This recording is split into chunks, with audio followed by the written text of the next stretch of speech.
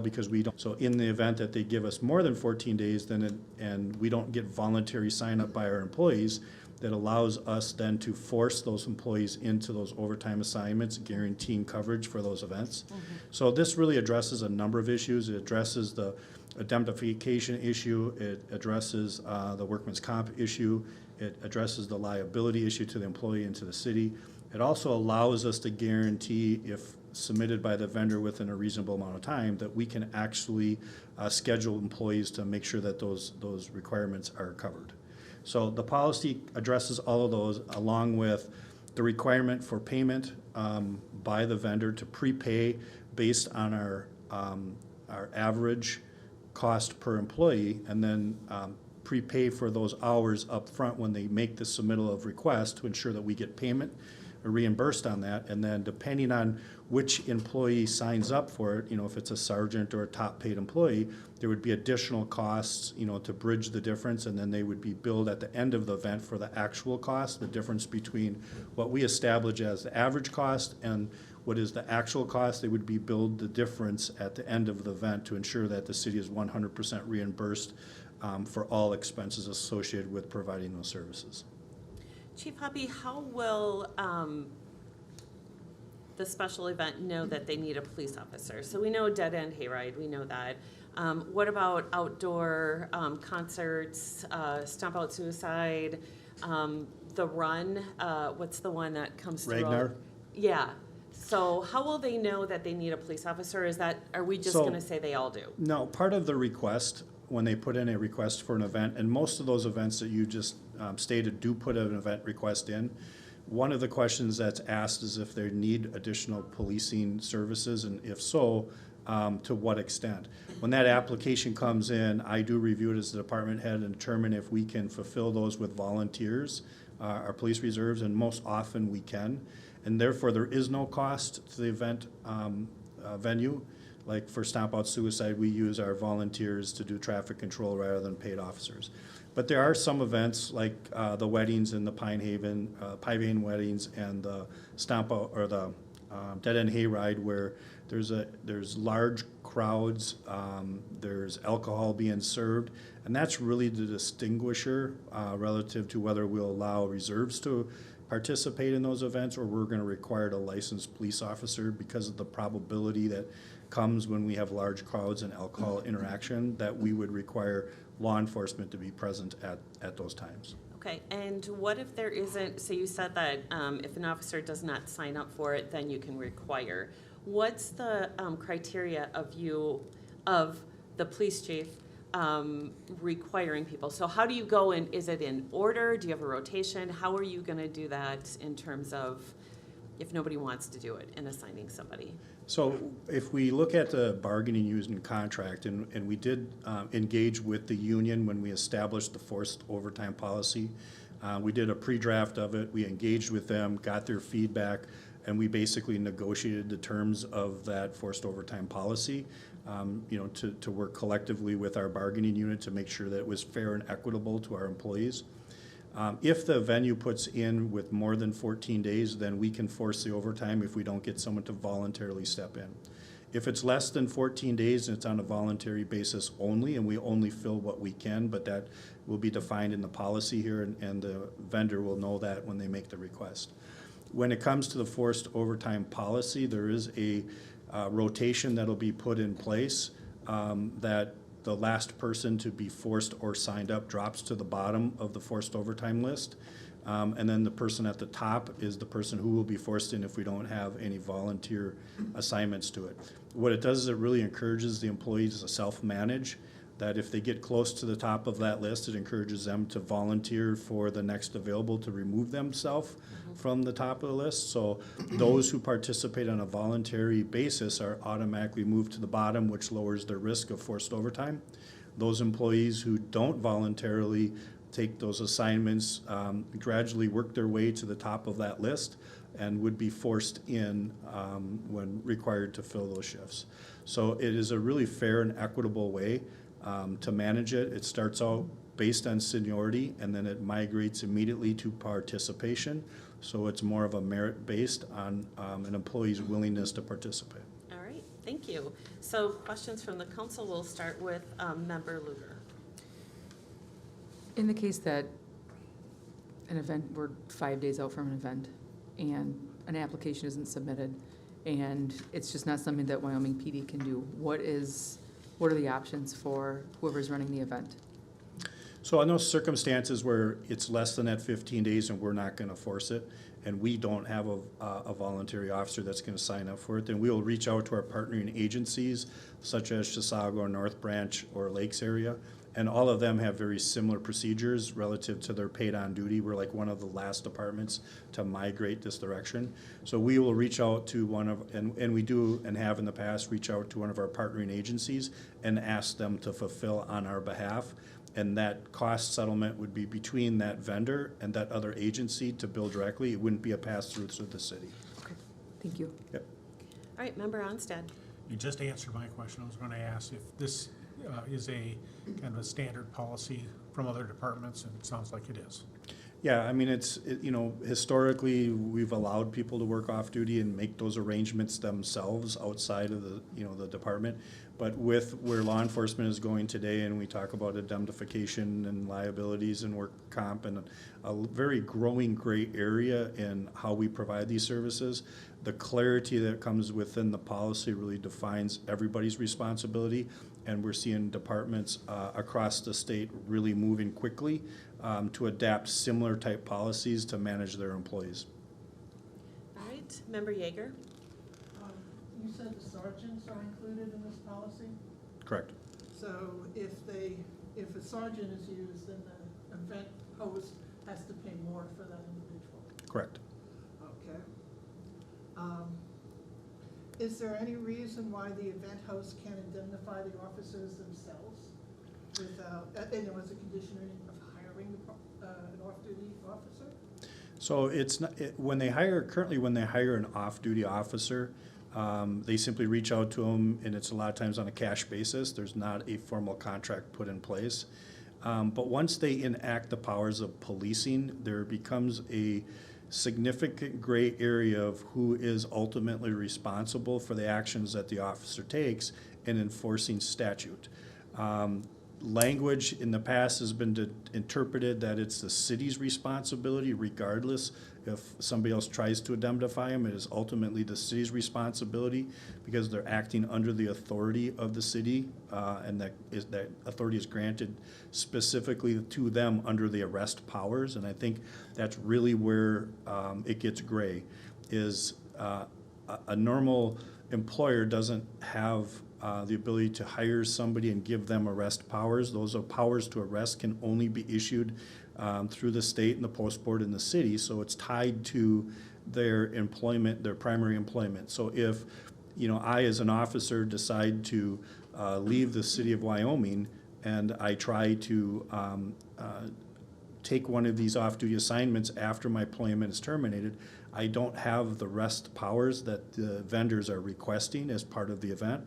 And therefore, because of that reason, the duties assigned and the scope in which they act is really tied back to the cities and the employer, because that's where the authority and the scope comes from. All right, so long story short, it's not advisable for the event host to...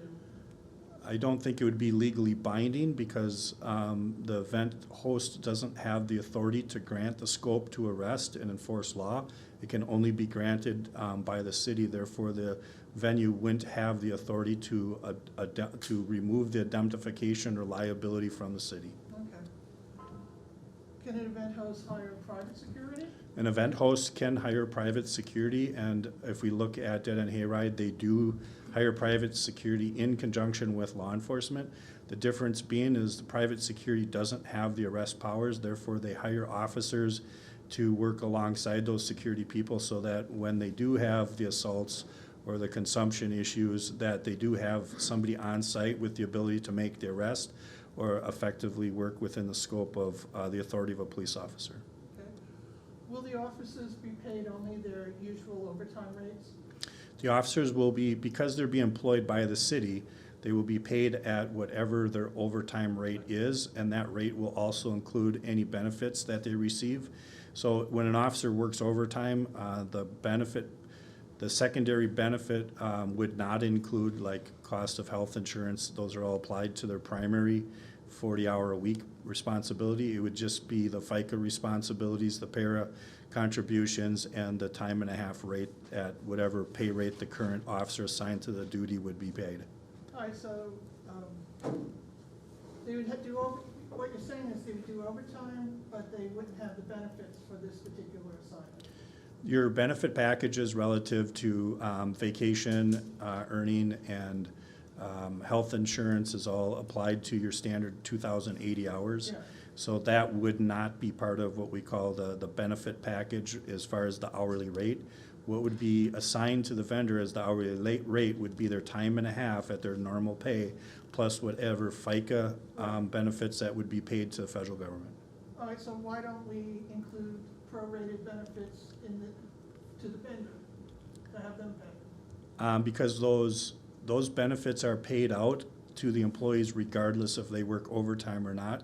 So it would not be fair to try and divert those hours or those benefits, those leave benefits, to overtime capacity, because those leave benefits are due based on the standard 2,080 hours that the employee receives. And can an officer refuse this type of assignment? The officer would not be able to refuse this type of assignment when it comes to the forced overtime list. The department vets the request by the vendor to ensure appropriateness, and based on that, then it becomes a on-duty assignment like any other function, and therefore the officer would not be able to decline it or refuse it. It would be a sense of, would be a component of insubordination if they attempt to do so. Okay, thanks. Member Schilling. I have no questions at this point. All right. So if there are no further questions, we need a motion to approve adopting Police Department Policy 1-8, establishing procedures for requesting special events police personnel. Do we have a motion to approve? So moved. Motion to approve by Member Onstead. Do we have a second? Second. Second by Member Luker. All in favor? Aye. Opposed? So approved. Number 17, the last on our agenda, to consider the recommendation of Neil Bauer for the Public Safety Director position for the City of Wyoming. Mr. Linwood, are you starting with Yes. this? Mayor, members of the City Council, tonight we have made an addition to our agenda, and this is the hiring recommendation for our Public Safety Director. Earlier this fall, the Wyoming City Council authorized staff to conduct a search internally for that, or excuse me, do an internal search for an external candidate for our new Public Safety Director. This search was asked to identify the most qualified and capable person to take over the Public Safety Director position on the police and fire departments. I want to go through a little bit of our process, as we think it was a very dynamic and challenging process. Originally, when we started, we had 6 applicants that were received for the position, and then they were scored based on minimum qualifications and desired qualifications.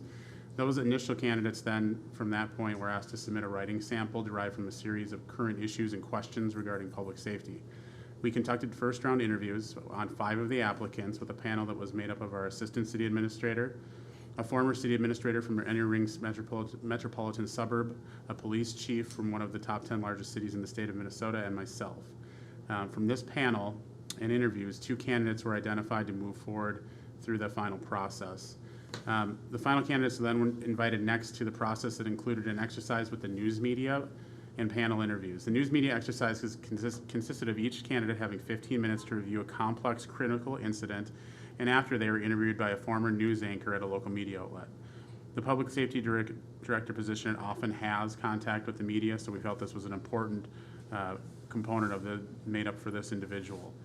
The media representative then provided their professional feedback as to the strengths and opportunities of each candidate and how they would represent in the media arena.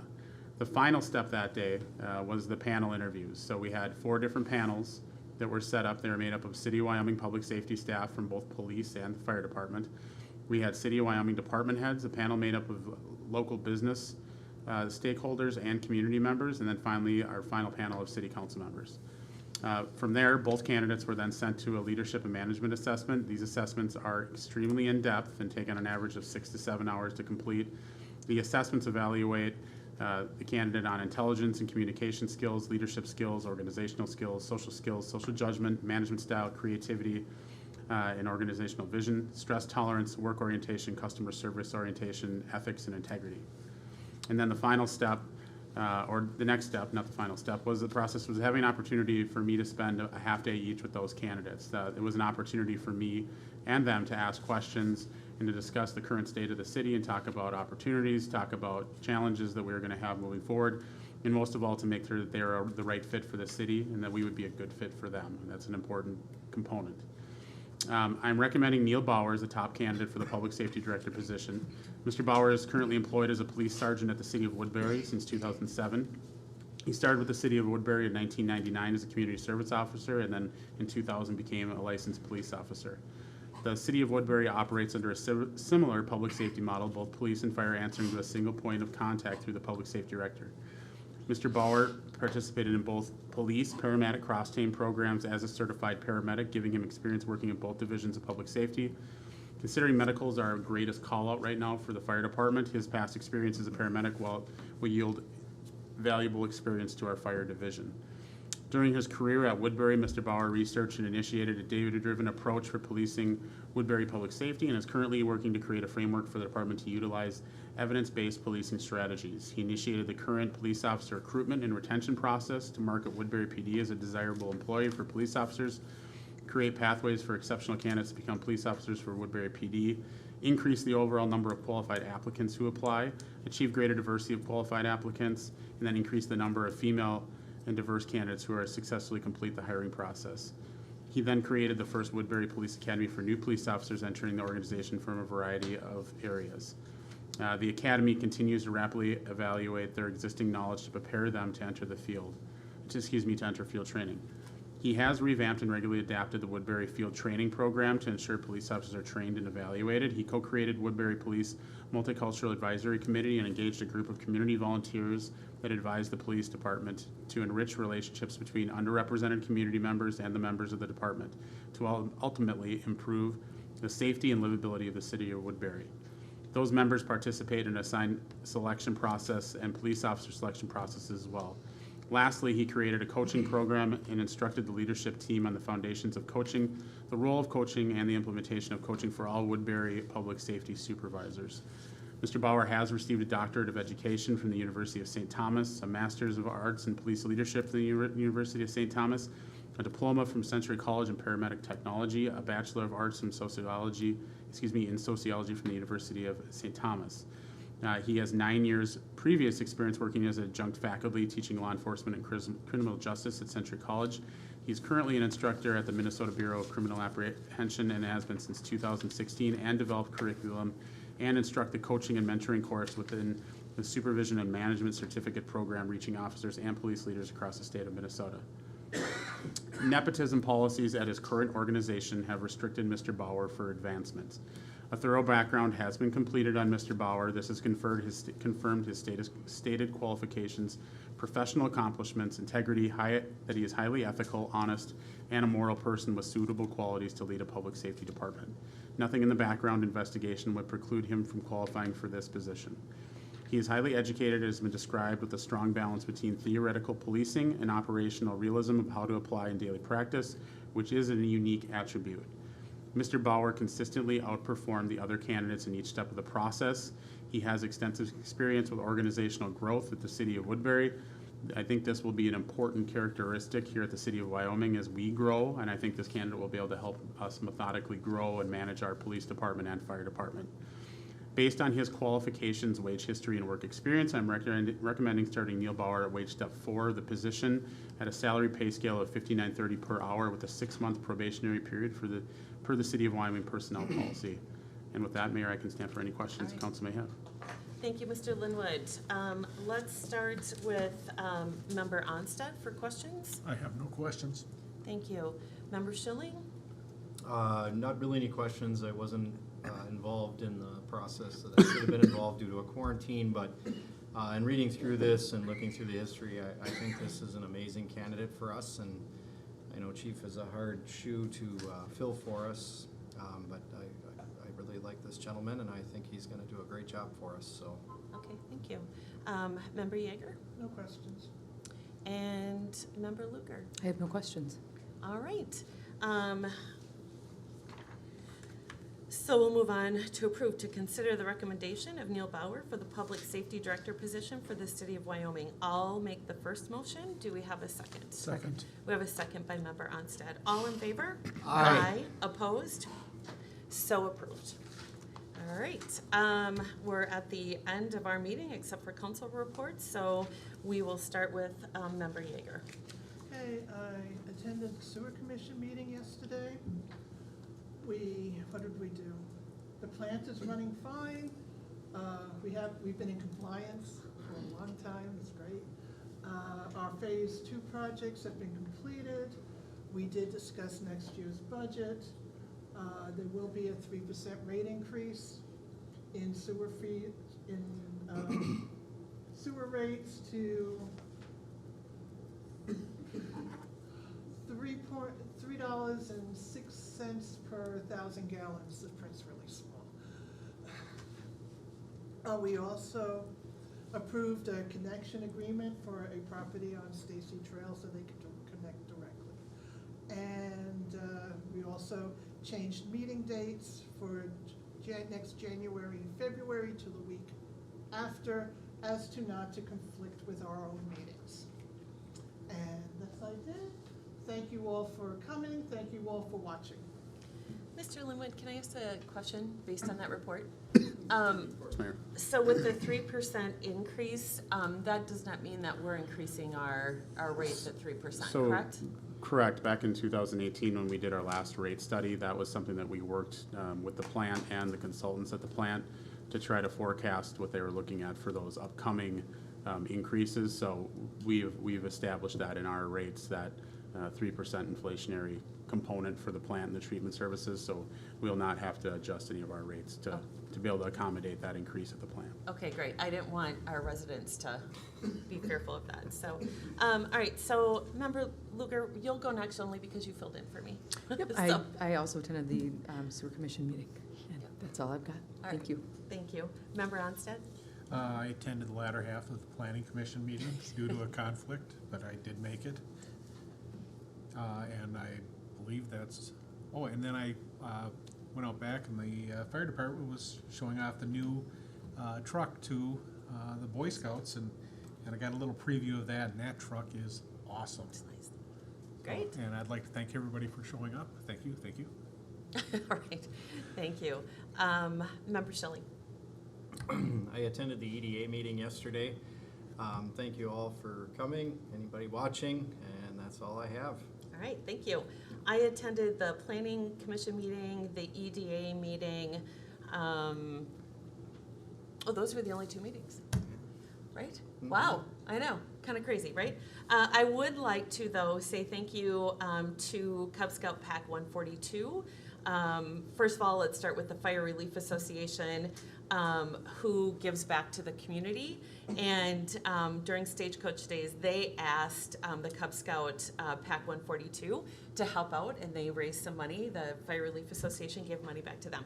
So if you're watching Cub Scout Pack 142, thank you so much for volunteering and helping, and thank you to all the Fire Relief Association members for including our community and giving back. With that, I'm looking forward to meeting our new public safety director. We're going to be sad that Chief Hoppy will be leaving, but I do know that we are planning a afternoon or an evening where residents can come and say thank you, and I'm not giving you the date because you're going to need to show up no matter what. So it's mandatory is what it comes down to. So looking forward to that transition. And then also my hope is during the tree lighting ceremony that both you and the new public safety director will light the tree together. So you were very instrumental in helping us get the tree lighting going here in Wyoming. So I think that might be kind of fitting. So you're shaking your head, so that's an agreement I'm And saying. over the torch. We're handing over the torch, so. All right, so with that, I'd like to move for adjournment. Do we have a motion to move to So adjourn? moved. Do we have a second? Second. All in favor?